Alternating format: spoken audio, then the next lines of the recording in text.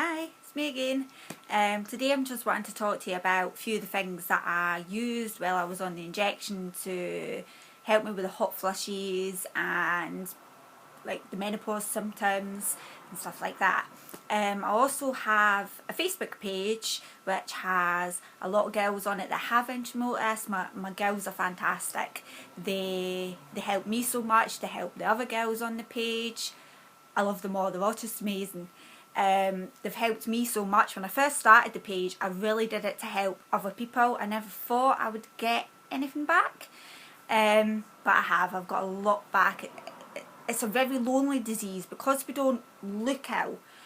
People just assume we're not ill, and it's a horrible way to feel. I felt so alone, and it wasn't until I found Endometriosis UK that I decided to start my own website, which is just on Facebook, and I'm called Endometriosis 5 if you want to come and find me.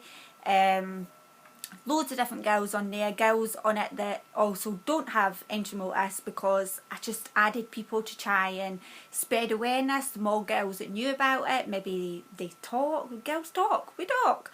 They'll tell their girlfriends will tell their girlfriends. And when I started it, I really just wanted to get one girl diagnosed. That was my main thing. If I helped one girl get diagnosed, I'd done something.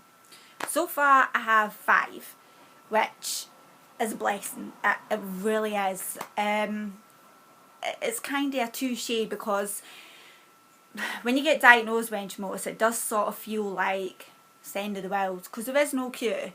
Even though I've had the hysterectomy, it can still spread. It can spread to my lungs. It can spread, attach itself to other organs. So even though I wanted these girls to get it diagnosed, because I know what it's like for me for 10 years being told there was nothing wrong, you sort of feel when you've been diagnosed like, oh crap, basically, because it's horrible. There's so many little options. The only options that you really have is to go on the injection that I went on, which really doesn't agree with many women at all that I've spoken to. You can go on the pill, which just helps dull the symptoms down. The same with the injection, does the same thing. You could also put in the coil. Anything really that's like helps with your periods type of thing will help with men with endometriosis. There's really not many options out there, apart from a lot of gynecologists will tell you that if you have a hysterectomy that you'll be cured. It's not the case. Do not believe them. The best bit of advice I could give you is to look up, study everything, read about everything, talk to other women if you can that have got endometriosis, that have had hysterectomies. Get as much information as you can, so when you go into that doctor's appointment or hospital appointment, you know what you're talking about. So when they tell you something, you could come back and be like, well, no, this is the case or that is the case. That's what I did myself. No, I'm just a normal girl. I really am. I work for Fife Council. Basically I'm a driver and a dinner lady. I don't come from a lot of money. I'm just your normal working class girl that's just trying to help other women. I don't want anybody to go through what I went through. If I'd got diagnosed years and years and years ago, I wouldn't be in the situation where I am now. I'd probably need a hysterectomy at some point, but not at 33. The endometriosis, if they'd been able to give me the right medication at the time, instead of telling me it was IBS, it wouldn't have spread to the extent that it did.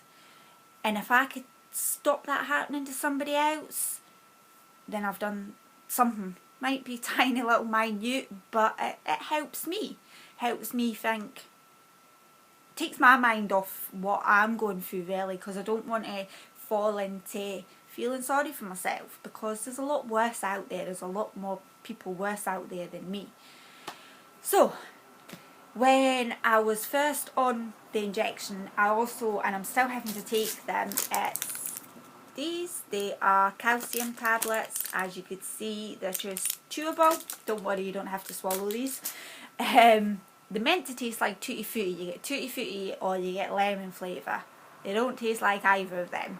but they're not too bad. I take them twice a day. That basically helps with my bones. Because I'm going through the menopause now, I'm at a risk of developing really bad bones because you don't have as much calcium. So I've been taking them now for, I think, about 8 months every day. Also, one of my girls on my website gave me this tip. I use coconut oil. It's pure coconut oil. That one I wouldn't eat. You can eat some of them, but if you're going to get one that you're going to use for cooking as well, I would buy the organic. That one, I just put on my feet at night time. You rub it into your feet maybe an hour before you go to bed. Put socks on. When you're going to bed, take the socks off, and that helps with the night sweats and the hot flushes.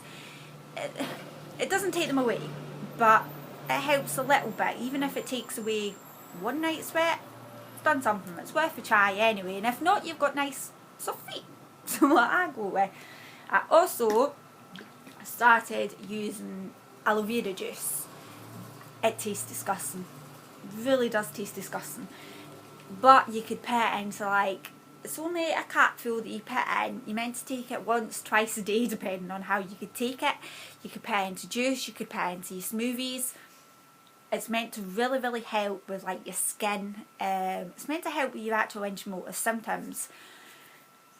I don't know if it does or not, but I'm still going to keep taking it. I've not been on it very long yet, but I am just trying to take stuff to help my skin, help myself, really, like I said the last time. I also, I've always moisturised. I don't really have dry skin, but from the age probably of about 13 I moisturised. I think it was just because I seen my mum doing it, so I did it, type of thing. I used to just use really any moisturiser, probably the cheapest one, to be honest with you. But then after I started going through the menopause, I felt like those creams were making me flush more because my skin couldn't breathe. They were too thick, and it just didn't agree with me.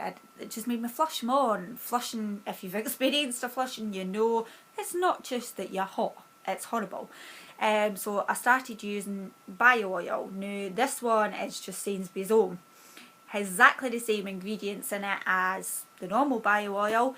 Does exactly the same thing, it's just a bit cheaper. A lot of people probably think putting oil on your face, but it's bio oil, and it does really moisturise your skin. It's really good. As you probably know, with bio oil, it takes away, helps paints the scars, stuff like that. I've been using that now on my face every day for about a year, and so far it helps with the flushes, it's quite moisturised. Now, yeah, I still have some crow's feet, but hey, it's no miracle, but it just helps me. Really, that's about it for today on some of my things that I use and that I take. I'm going to try and make some more videos basically about what smoothies that I use, also how I try to eat and stuff like that to try and stay slim, because they say you'll put a lot of weight on. I'm right now on my size 8. I've always been quite slim, but to get to the size that I am now, I have had to work at it. So I know for some other women that are maybe a bit larger than me, that they might put weight on through the menopause. But like I keep telling myself, menopause can't make you fat. It's only calories that go in your mouth. What you put in your mouth is going to make you fat. Now, I try to eat healthy. I'm wheat free and I'm gluten free because that helps with the motor symptoms. And I'm not the best here, don't get me wrong. I still have a Chinese, but if I'm going to have a Chinese, I don't have rice with it, and I have the chicken and the sauce with some veg. I try and compromise between the two. And I'll talk to you more about that the next time. But that's it for now. Bye.